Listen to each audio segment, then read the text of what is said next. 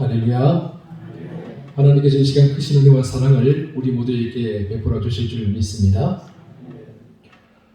지난 2019년 1월부터 서울 광화문 광장 재구조화 작업이 시작되었습니다. 지금까지 계속 되고 있는데요. 이 광화문 광장 재구조화를 위해서 광화문 광장에 덮여 있던 아스팔트와 시멘트를 뜯어내니까 그 밑에 조선시대에 만들어졌던 육조 거리의 흔적들이 발굴되었습니다. 삼군부, 사흔부 등 조선시대의 주요 관청의 위치가 확인이 되었고, 또 건물 기초와 구조 양식들을 알 수 있는 다양한 유구들이 확인되었죠. 그리고 민가터와 담장, 우물터와 물기 등이 발견이 되고, 도자기나 기와조각 등 유물들이 발굴되면서 세관의 이목이 집중되었습니다. 5월 말부터 일반인들에게 잠시 개방을 한다고 하죠. 혹시 시간이 되시면 여러분들 한 번씩 가보시는 것도 괜찮겠다 생각이 듭니다. 그런데 여러분 혹시 조선의 경복궁과 광화문 거리, 그리고 서울 시내 거리를 다 계획한 사람이 누군지 아십니까? 조선의 왕이 된 사람은 태조 이성계지만 조선의 모든 법과 질서, 그리고 조선의 모든 것들을 계획하고 건설한 사람은 삼봉 정도전입니다. 아시는 분도 계시는군요. 정도전은 조선의 개국 공신으로서 정권과 병권을 한 손에 쥐고 있었던 정말 대단한 사람이었죠. 그런데 이런 정도전에게도 사실은 치명적인 약점이 있었습니다. 정도전이 고려 말기 향리 집안의 아들로 태어났습니다. 향리라는 게 다른 게 아닙니다. 지방의 유지라고 보시면 되겠습니다. 지방에서 유지로서 지방 행정을 담당하는데 조선시대로 말하면 이방 이 정도 보시면 될까요? 왕이 임명한 수령들이 있는 반면에 지방 향리들은 지방 토족 세력이기 때문에 약간 왕이 임명한 그런 관리들과는 수준이 좀 떨어질 수밖에 없겠죠. 정도전의 아버지가 이곡과 친분 관계가 있었는데, 이곡이 누구냐면 고려 말기 최대의 학자였던 이색의 아버지입니다. 그래서 정도전을 이색에게 보내서 그 수하에서 공부를 하게 합니다. 이색의 수하에 있으면서 정몽주와 같은 그런 고려시대 말기 충신들, 여러 학자들을 같이 만나고 친분 관계를 쌓게 되죠. 그리고 그가 과거에 급제해서 관직으로 나아가게 됩니다. 그러나 관직에 나가보니까 말단 향리 집안 출신이잖아요. 이 출신 배경 때문에 사람들에게 보이게 보이지 않게 무시를 당하고 외면을 당하는 경우가 많았습니다. 그러다 보니까 그의 성격이 점점 삐뚤어지기 시작하고 외골수가 되기 시작했죠. 결국 친명 북원 정책을 반대하다가 이게 원나라 편을 들 것이냐 명나라 편을 들 것이냐고 고려 말기에 서로 신하들이 갈라져서 싸웠거든. 조정에서요. 정도전은 이제 원나라는 망하는 세력이고 명나라는 떠오르는 세력인데 당연히 명나라 편을 들어야 된다라고 하다가 이 고려의 조정의 미움을 받아서 귀양을 가게 됩니다. 2년간 유배 생활을 전라남도 나주에서 하게 되는데요. 보통 이 유배 생활이 끝나고 나면 다시 조정에서 불러서 관청을 다시 씁니다. 근데 정도전은 어찌된 일인지 불러주지 않습니다. 미워하는 사람들이 너무 많았던 거죠. 무시하는 사람들이 너무 많았던 거죠. 결국 나라에서 불러주지 않으니까 10년간을 전국 방방곡곡을 떠돌면서 후학들을 가르치기도 하고 백성들이 어떻게 살아가는가 자기 몸으로 직접 체험하게 됩니다. 그러면서 그가요 세상이 뭔가 잘못됐다. 왜요? 고려 말기에 너무나도 많은 전쟁으로 말미암아서 백성들의 삶이 피폐해 있었거든요.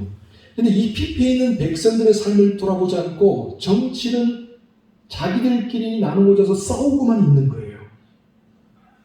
원나라를 따라갈 것이냐, 명나라를 따라갈 것이냐, 백성들은 안중에도 없었던 거죠. 그런 모습을 보면서 정도전이 분노를 느끼게 됩니다. 뿐만 아니라 그는 자기를 가로막고 있는 이 장벽들에 대해서 도저히 참을 수 없는 그런 분노가 생겨나죠.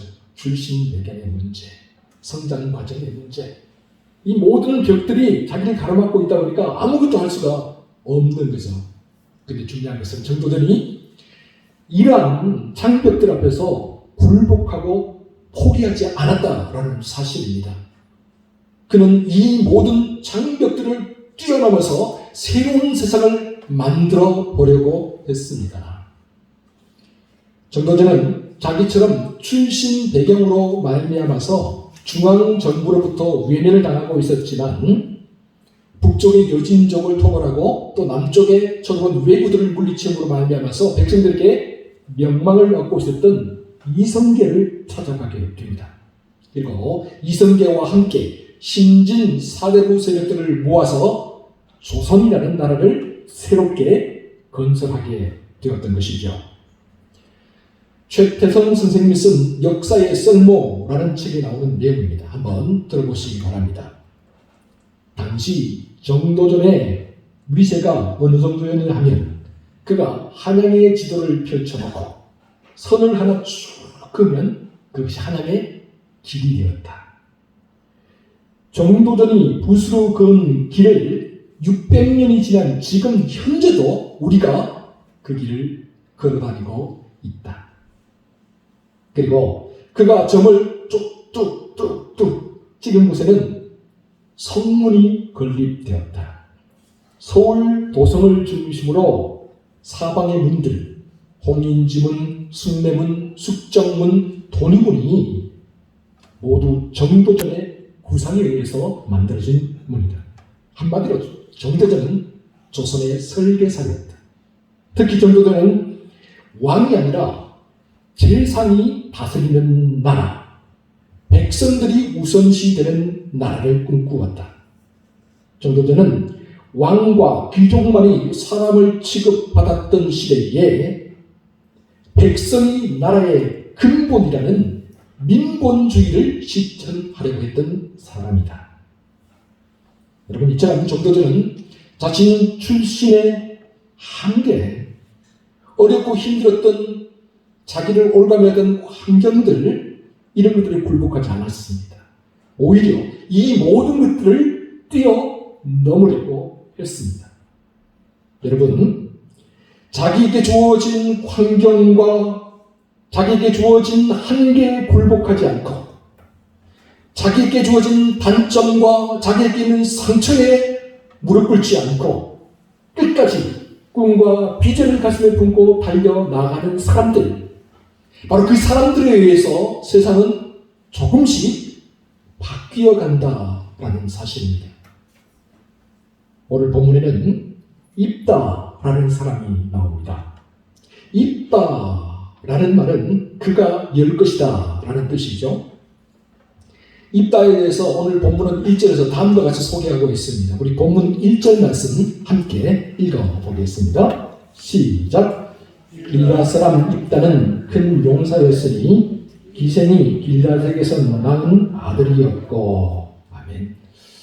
여러분, 우리가 본문 1절을 통해서 알 수 있는 입다의 세 가지 특징이 있죠. 첫째, 입다는 길앗의 아들이었다는 것입니다. 길앗의 아들이었다는 게 뭡니까?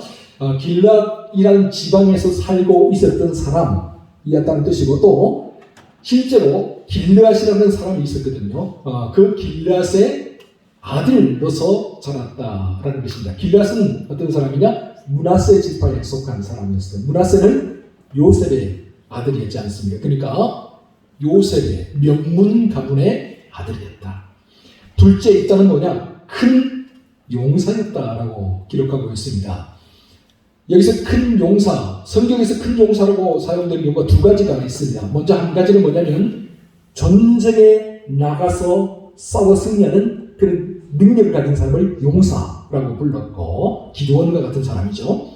그리고 또 재물이나 사회적인 명망이 있어서 많은 사람들에게 영향력을 끼치는 사람, 그런 사람을 또 용사라고 부르기도 했습니다. 여기서 일단은 기드온처럼 전쟁에 능한 아주 출중한 능력을 가진 용사였다라는 것입니다. 셋째 입장은 기생의 아들이었다라고 성경이 이야기를 하고 있죠. 이 기생이라는 게 뭡니까? 이 돈을 벌기 위해서 여기저기 자리를 옮겨 다니면서 자기의 몸을 파는 여성을 가리켜서 우리가 기생이라고 보통 부르지 않습니까? 그러니까 입다가 출신 성분이, 출신 배경이 불우했다. 그가 비록 당시 최고의 명문 가문이었던 요셉 가문의 출신이었지만, 그가 비록 전쟁에 능한 능력을 가진 그런 큰 용사였지만 그의 어머니가 기생이었습니다. 출신 배경부터가 불우했다라는 사실이죠. 이관직 교수는 성경 인물과 심리 분석이라는 책에서 입다에 대해서 다음과 같이 말하고 있습니다.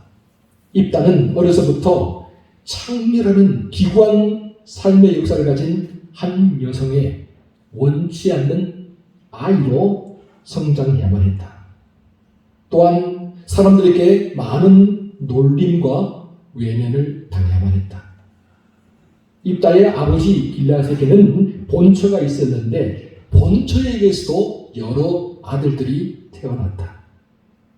이복 형제들의 틈바구니에서 자랐을 입다는 말로 다 할 수 없는 마음의 상처를 받아야 했을 것이다.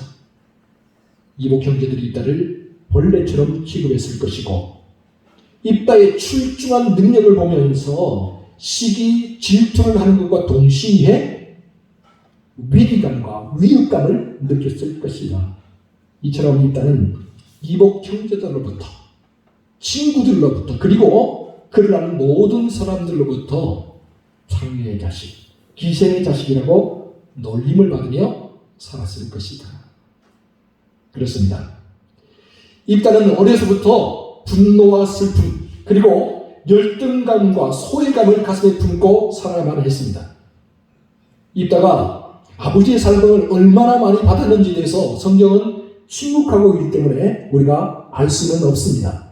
그러나 상식적으로 생각해보면 입다가 아버지로부터 제대로 된 사랑을 받았을 리가 없습니다. 이처럼 입다는 많은 상처를 안고 불행한 성장 과정을 거쳐야만 했다라는 사실이죠. 이런 가운데 시간이 유수처럼 흘러갔습니다. 봄이 가고 여름이 가고 또 가을과 겨울이 여러 번 바뀌면서 이따가 어엿한 청년으로 자라나게 되었습니다. 그러던 어느 날 이따가 이복 형제들로부터 잊을 수 없는 뼈에 사무치는 말을 듣게 됩니다. 우리 본문 2절입니다. 2절 말씀을 같이 한번 읽어보도록 하겠습니다. 시작. 길앗의 아내도 그의 아들들을 낳았더라. 그 아내의 자녀들이 자라매 입다를 쫓아내며 그에게 이르되 너는 다른 여인의 자식이니 우리 아버지의 집에서 기업을 잊지 못하리라 한지라. 아멘. 입다의 이복 형제들이 입다를 집에서 쫓아냅니다. 쫓아내면서 하는 말이 너는 우리 아버지 집에서 기업을 잊지 못해. 왜냐하면 너는 기생의 아들이니까. 창녀의 아들이니까. 입다가 자기가 태어나면서부터 자기가 원해서 태어난 게 아니잖아요. 자기가 고를 수 있는 게 아니잖아요. 선택할 수 있는 문제가 아니잖아요. 자기가 어찌할 수 없는 문제였는데 그 문제로 인해서 고통을 받으면서 살아왔는데 함께 지낸 한 가족이 비록 이복 형제지만 자기를 무시하면서 자기를 쫓아내면서 하는 말이 너는 창녀의 자식이야. 너는 우리가 핏줄이 달라. 당장 썩 나가. 이렇게 말을 하는 거예요.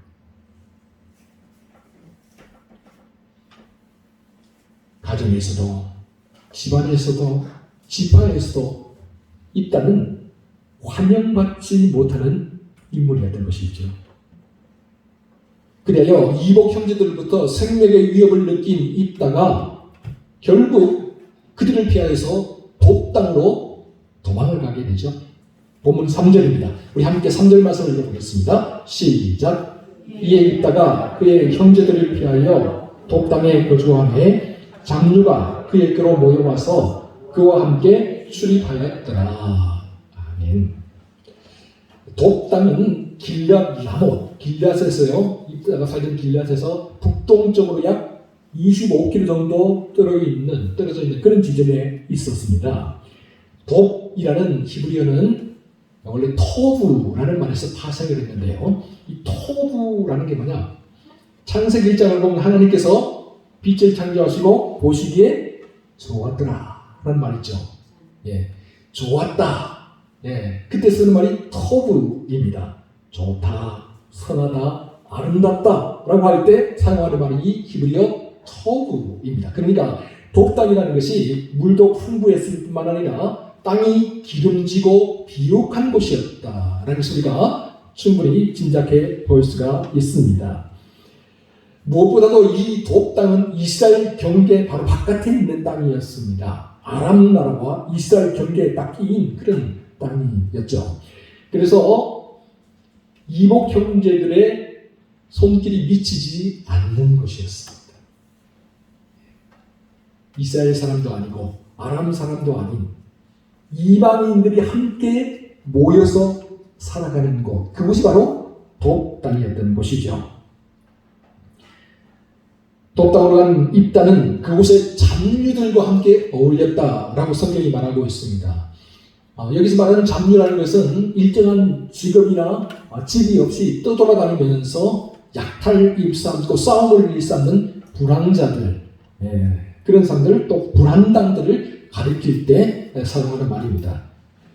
출중한 능력을 가지고 있는 입다가 돕당으로 오니까 자연스럽게 이 돕당의 불안당들, 힘기나 좀 쓰는 사람들이 입다 주변으로 하나 둘 모여들기 시작했다라는 것이죠.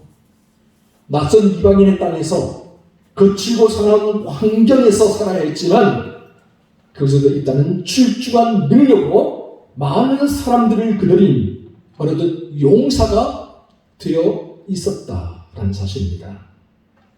이처럼 입다는 자신의 불행한 출신 배경 그리고 불행한 성장 과정 뿐만 아니라 그에게 주어진 불행한 주변의 환경들, 이런 모든 삼중 장벽과 맞서 싸워야 했다. 이런 입다를 가만히 생각해 보면 우리가 한 명 떠오르는 인물이 있습니다. 아마 여러분 다 기억하실 텐데 홍길동 생각나십니까? 네, 허균이 지은 홍길동전에 나오는 주인공이죠. 홍길동도 역시 서자로 태어나죠. 서자로 태어났습니다. 그래서 서자로 태어나면서 얼마나 많은 서름을 받습니까? 가족의 사람들로부터 서름들 많이 받지만 아무리 학문이 뛰어나고 능력이 뛰어나고 무예가 뛰어나도 과거를 볼 수 없는 거예요. 관직으로 나갈 수가 없어요. 그런 사회적인 장벽에 막혀서 또 서름을 받죠. 이뿐만 아닙니다. 서자이기 때문에 자기 아버지를 아버지라고 부르지도 못하는 이 서름을 또 받아야 하는 겁니다. 그러다 보니까 홍길동이 자의반 타의반 집에서 나가게 됩니다. 그래서 어떻게 합니까? 그 당시 떠돌아다니는 불안당들이죠. 산적들이죠. 이런 사람들을 다 모아서 활빈당을 만들게 되죠. 그래서 탐감 오리들을 정죄하고 가난하고 힘들게 살아가는 백성들을 구휼해 주었다. 그래서 사회를 개혁하고자 하는 그 모델을 제시하는 것이 바로 허균의 홍길동전, 또 홍길동 주인이 아닙니까? 가만히 생각해보면 성경에 나오는 입다라는 인물과 우리가 잘 알고 있는 홍길동은 겹치는 부분이, 닮은 부분이 참 많다라는 것이죠. 입다도 홍길동처럼 서자로 태어났습니다. 서자로 태어나서 가족들로부터, 주변 사람들로부터 소름을 많이 받았습니다. 집에서 쫓겨나게 되었죠. 그리고 장류들과 함께 어울려서, 불안당들과 함께 어울려서 살았습니다. 또한 그들 모두 불행한 역사와 불행한 현실에 맞서서 싸우며 살아야만 했습니다. 그런데 얼마 후에 암몬 자손이 이스라엘로 쳐들어오게 됩니다. 당시 암몬 자손은 트랜스 요르단 지역, 그러니까 요단강을 중심으로 해서 동쪽 지역을 이미 18년 동안 식민 지배하고 있는 그런 상태였습니다. 동쪽, 요르단 동쪽에는 므낫세 반 지파가 있고요, 루벤 지파가 있고요, 갓 지파가, 이렇게 세 개의 지파가 나누어져서 살고 있었는데, 그 지역을 암몬 자손이 이미 점령해서 18년 동안 식민 통치를 하고 있었어요. 그런데 암몬 자손이 대규모 군사를 이끌고 다시 쳐들어온 거예요. 여러분, 이게 무엇을 의미합니까? 이번 기회에 이스라엘을 싹 쓸어버리겠다. 봐주지 않고, 식민 지배로 만족하지 않고 너희들을 다 쓸어버리고 그 자리에 우리가 들어가서 살겠다라는 거예요. 이스라엘의 생사존망이 걸린 문제였습니다. 이스라엘이 이 땅에서 완전히 지워지느냐 아니면 살아남느냐 하는 정말 중차대한 문제였던 것이죠. 이에 길앗 자손들이 서둘러서 독당에 있는 입다를 찾아갑니다. 그러니까 여러분, 입다가 비록 독당에서 살고 있었지만 이스라엘 사람들께도 출중한 용사로 그 명성이 이미 자자했다는 것을 알 수 있는 대목입니다. 입다를 찾아간 길앗 장로들이 말합니다.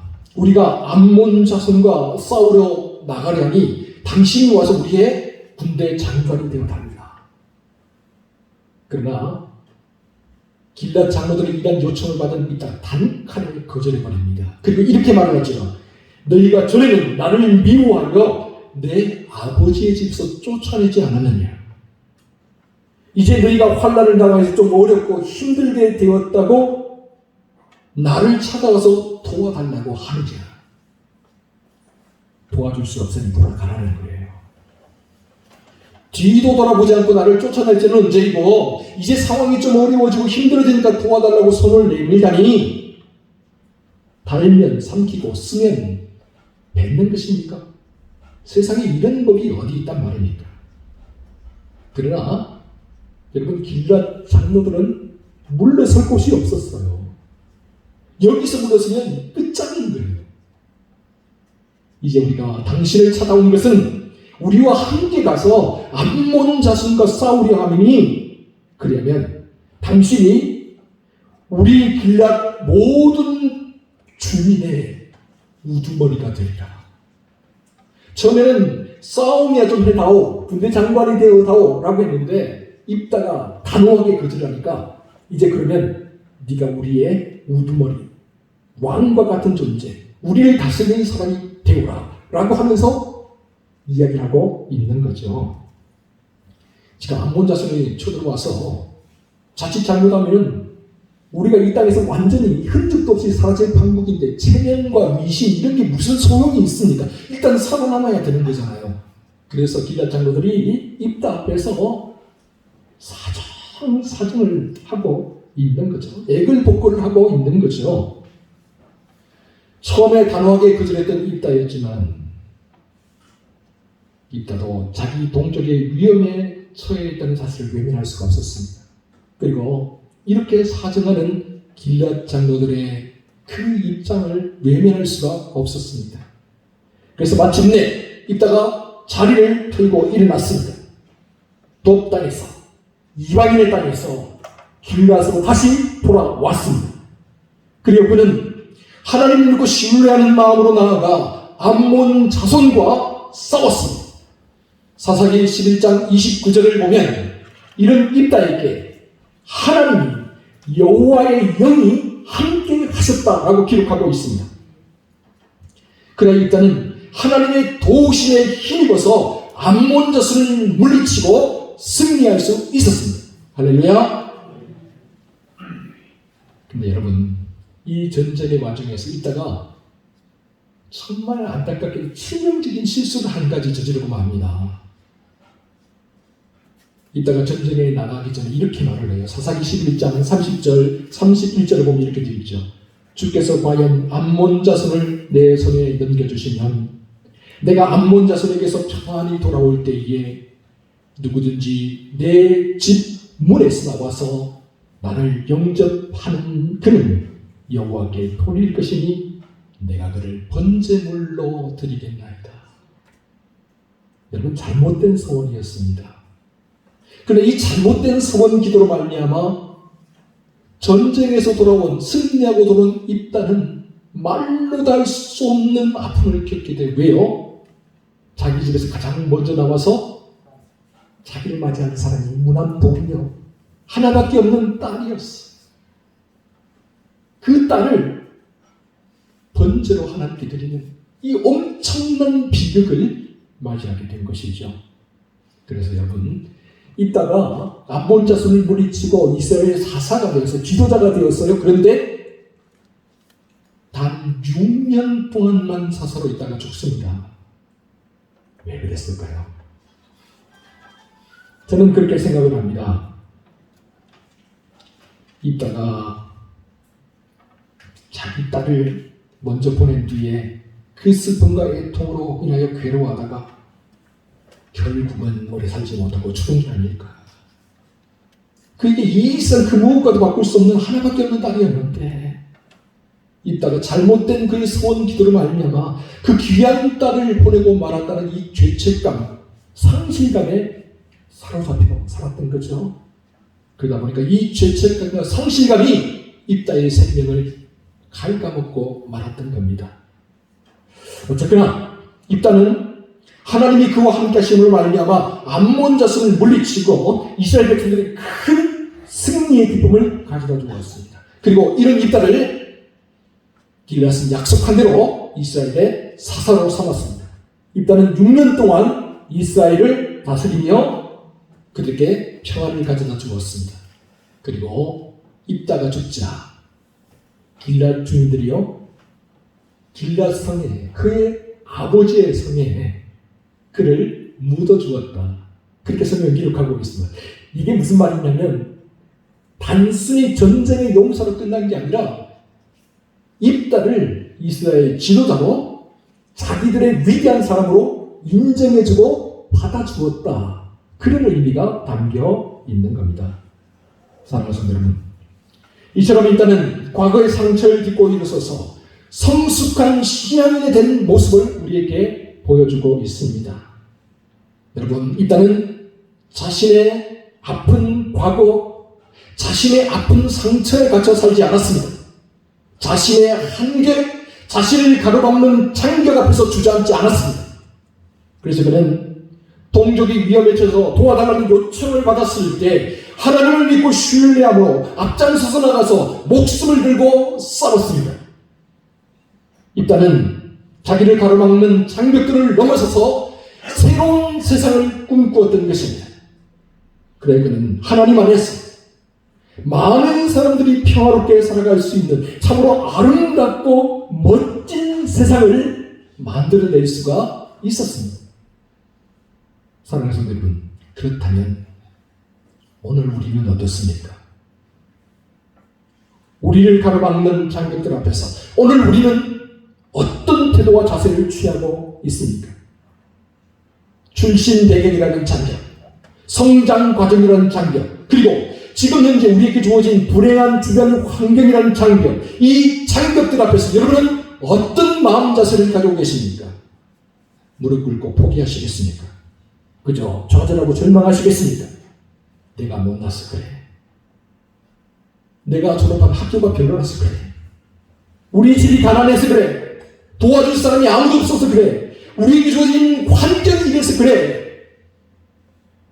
변명과 핑계만 늘어놓으면서 계속해서 뒤로 물러서시려 하십니까? 여러분, 내가 다 하려고 하면 힘들어서 못합니다. 주지 않습니다. 내가 다 하려고 하니까 자꾸만 일이 꼬이고 자꾸만 더 어려워지는 거죠.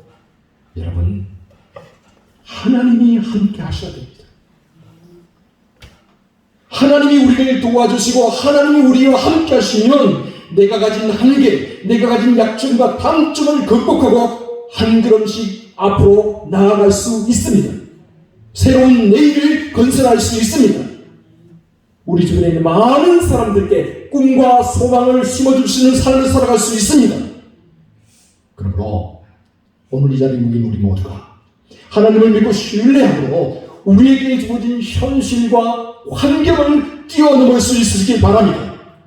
하나님 안에서 새로운 세계를 꿈꾸고 소망할 수 있기를 바랍니다. 그리고 이것을 향해 힘차게 도전하며 앞으로 전진해 나아갈 수 있기를 바랍니다. 입다와 함께 하셨던 하나님께서, 성령 하나님께서 오늘 우리와도 함께하여 주실 줄로 믿습니다. 기도하겠습니다.